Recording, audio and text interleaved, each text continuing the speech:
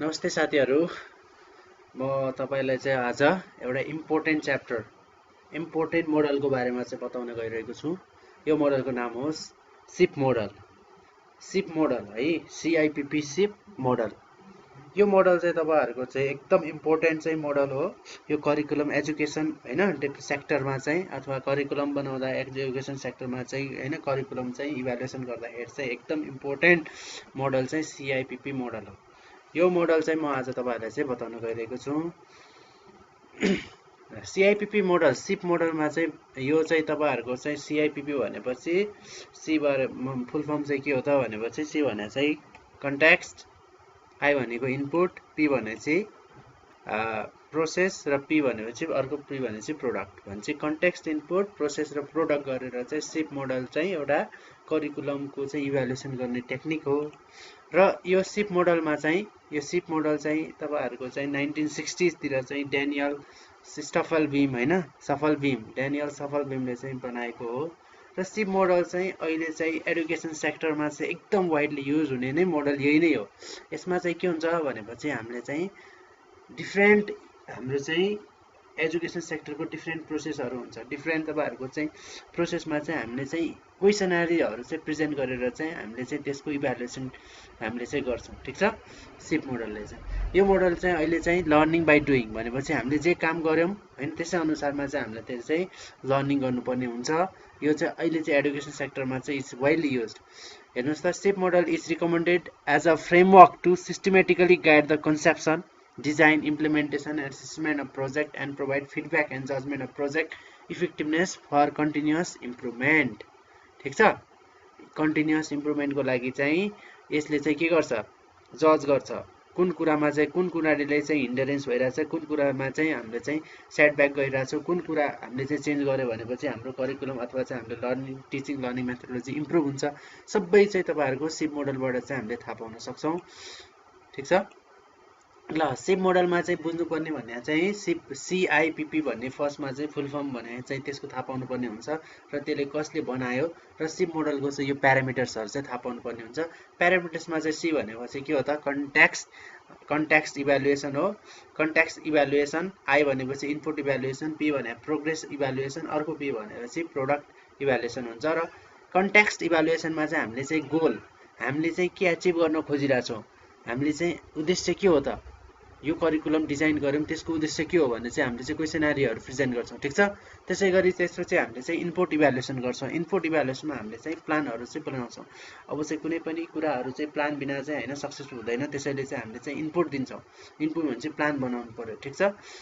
त्यसपछि इनपुट बनाएपछि चाहिँ हामीले चाहिँ प्रोसेस इभ्यालुएसन, हामीले चाहिँ त्यसलाई चाहिँ एक्सनहरु गर्नु पर्यो। सिर्फ हामीले चाहिँ इनपुट अथवा प्लान मात्र दिएर हुँदैन, त्यसलाई चाहिँ हामीले चाहिँ एक्सनमा हामीले चाहिँ आफ्नो चाहिँ व्यवहारमा चाहिँ उतार्नु पर्ने हुन्छ र त्यसमा चाहिँ हामीले प्रोसेस इभ्यालुएसन हुन्छ। र त्यसपछि हाम्रो चाहिँ प्रोडक्ट इभ्यालुएसन हुन्छ। प्रोडक्ट इभ्यालुएसनमा के हुन्छ साथीहरु भनेपछि हामीले चाहिँ आउटकम अथवा चाहिँ रिजल्ट, ठीक छ, हामीले चाहिँ के हामीले प्रोसेसबाट चाहिँ आएको रिजल्ट लाई चाहिँ हामीले चाहिँ इभ्यालुएसन गर्छौं अथवा चाहिँ फाइनल रिजल्ट अथवा आउटकमलाई चाहिँ हामीले चाहिँ इभ्यालुएसन गर्छौं र यसमा चाहिँ क्वेशनरीहरु चाहिँ हामीले प्रेजेन्ट गर्छौं। ठीक छ। यो नै हाम्रो चाहिँ यो के हो त, हाम्रो चाहिँ यो सिप मोडलको चाहिँ चारवटा बेसिक प्यारामिटर्स हो। दुईटै फिगरमा चाहिँ त्यही कुरा दिएको छ। ठीक छ। र त्यसैगरी साथीहरु अब यो भनेपछि हामीले त्यसलाई चाहिँ इलाबोरेट गरेको हो। जस्तो हामीले चाहिँ फर्स्टमा चाहिँ कन्टेक्स्ट इभ्यालुएसनमा के कुराहरु चाहिँ हामीले हेर्नुपर्ने हुन्छ त, बेनिफिसियरीज को हुन्छ र हाम्रो आवश्यकता के हो, हाम्रो रिसोर्सेस सँग छ कि छैन, हामीसँग के प्रब्लम हिन्डरेन्स गइराछ र के ब्याकग्राउन्ड छ हाम्रो र इन्भाइरोमेन्ट सिचुएसन कस्तो छ भनेर चाहिँ हामीले चाहिँ कन्टेक्स्ट इभ्यालुएसन गर्छौं। त्यसैगरी हामीले इनपुट इभ्यालुएसनमा चाहिँ हामीले चाहिँ प्लानहरु चाहिँ बताउँछौं। जस्तो प्लानमा चाहिँ स्टेक होल्डर हैन, जस्तो प्लानमा चाहिँ स्टेक होल्डर, त्यसको चाहिँ हैन स्टेक होल्डरहरु को चाहिन्छ, स्ट्र्याटेजिजहरु के चाहिन्छ, बजेट कति बनाउनु पर्ने हुन्छ, कभरेज कति हुन्छ, रिसर्चको टिम चाहिँ चाहिन्छ कि चाहिदैन भनेर चाहिँ इनपुट इभ्यालुएसनमा गर्नुपर्ने हुन्छ। त्यसैगरी हामीले चाहिँ प्रोसेस इभ्यालुएसनमा, अब प्रोसेस इभ्यालुएसनमा चाहिँ हाम्रो चाहिँ एक्सन, ठीक छ, हामीले चाहिँ प्रोसेस इभ्यालुएसनमा चाहिँ के एक्सन गर्नुपर्ने हो त? एक्समा चाहिँ हामीले चाहिँ एक्सन डेभलप गर्नु पर्यो, त्यसै गरी त्यसलाई इम्प्लिमेन्ट गर्नु पर्यो, त्यसलाई मोनिटर गर्नु पर्यो र सर्टेन हाम्रो फिडब्याक छ भने चाहिँ फिडब्याकलाई पनि हामीले चाहिँ फलोअप गर्नु पर्यो। त्यसपछि यो एक्सन गरेपछि चाहिँ हाम्रो रिजल्ट अथवा आउटकमतिर पुगिन्छ हैन। त्यही नै हाम्रो प्रोडक्ट इभ्यालुएसन हो। र आउटकममा चाहिँ हामीले चाहिँ इम्प्याक्ट हैन, त्यो कुनै पनि प्रोसेसको चाहिँ इम्प्याक्ट के पर्छ, त्यसको इफेक्टिभनेस, त्यो तपाईहरुले चाहिँ जुन एउटा कुरा लागू गरेको छ त्यसको इफेक्टिभनेस कति भयो, त्यसको इम्प्याक्ट कति पर्यो र त्यसको ट्रान्सपोर्टेबिलिटी कति छ र त्यसको सस्टेनेबिलिटी, त्यसलाई चाहिँ हैन लङ टर्मसम्म चाहिँ युज गर्न सकिन्छ कि सक्दैन र त्यसैमा केही एडजस्टमेन्ट गर्न सकिन्छ कि सक्दैन भनेर चाहिँ हामीले चाहिँ आउटकममा हेर्छौँ। So this is very very important है।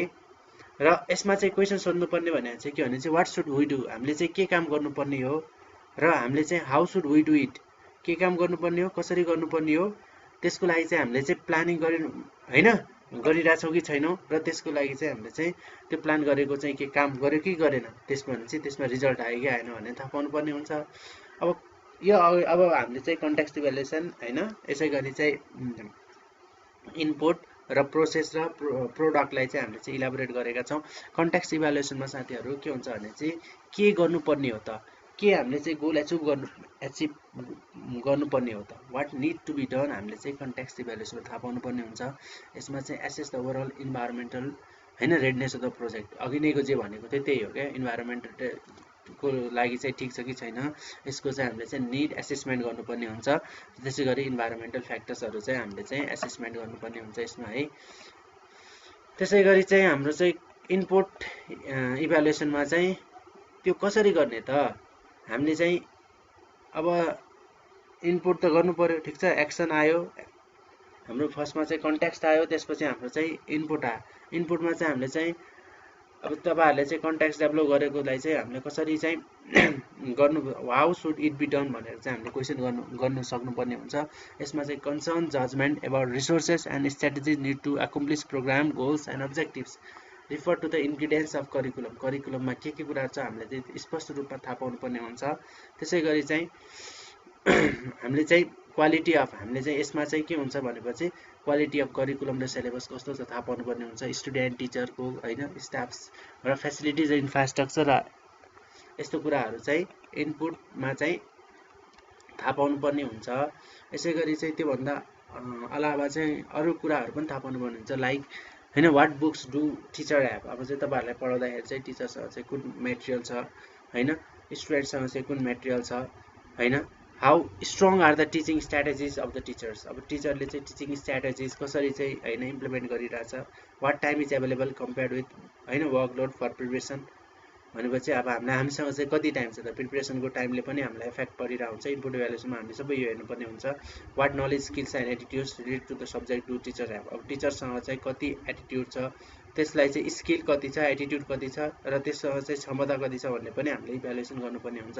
यसको मतलब के हो भनेपछि त्यसको चाहिँ लर्निङ एट्रिब्युट छ कि छैन भन्ने कुरा चाहिँ हेर्नुपर्ने हुन्छ। How supportive is the classroom environment, अब क्लासमा रुमको चाहिँ इन्भाइरोमेन्ट कस्तो छ त्यसले पनि हाम्रो चाहिँ डिटरमाइन गर्ने हुन्छ। How many students are there, अब कति स्टुडेन्ट छ, अब कमिस्टरमा चाहिँ अभियसली हल्ला हुँदैन, राम्रो टिचिङ हुन्छ। How many teachers are there हैन, how is the course organise, what regulation related to the training, ठिक छ। ल साथीहरू, त्यसपछि चाहिँ हामीले चाहिँ इनपुट गरेपछि चाहिँ हामीले चाहिँ प्रोसेस इभ्यालुएसनमा चाहिँ ध्यान दिनुपर्ने हुन्छ। प्रोसेस इभ्यालुएसनमा चाहिँ हामीले चाहिँ बनाएको चाहिँ जुन हामीले चाहिँ इनपुट दिएको थियौँ, इनपुटलाई चाहिँ हामीले चाहिँ एक्सनमा चाहिँ हैन प्रोसेसमा चाहिँ लग्छौँ। त्यो प्रोसेसमा चाहिँ हैन इज इट बिङ डन, त्यो काम हामीले चाहिँ स्टार्ट गरेको चाहिँ जुन प्लान बनायो त्यसलाई चाहिँ काम हैन गरिरहेछ, त्यो गरिरहेछ कि छैन हामीले चाहिँ क्वेसन गर्छौँ, इज इट बिङ डन, ठिक छ। refers to the way, it refers to the way and means of how the curriculum has been implemented, involves the correction of data once the program has designed and put in operation, ठीक छ।